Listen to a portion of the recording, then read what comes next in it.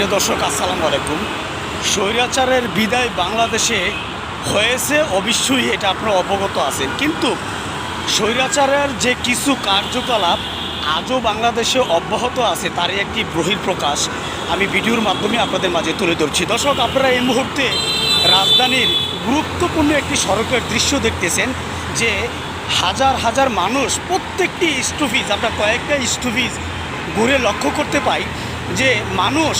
যেখানে জানেন এই মুহূর্তে সকালবেলা একটি অফিস টাইম, নানান শ্রেণীপেশার মানুষ নানান কাজে জর্জরিত, তারা তাদের কাজে যার যার গন্তব্যে পৌঁছানোর জন্য যে কাঙ্ক্ষিত গাড়ির জন্য অপেক্ষা করতেছে, কোনো ক্রমেই গাড়িতে উঠতে পারতেছে না, এমনকি গণপরিবহন খুবই সংখ্যায় কম বললে হয়, যেটা আমার ভিডিওর মাধ্যমে আমরা দর্শক তারই একটি প্রমাণ হিসেবে আমি আপনাদের মাঝে ভিডিওটি উপস্থাপনা করি। কারণ কি আপনারা জানেন, স্বৈরাচারের বিদায় হওয়ার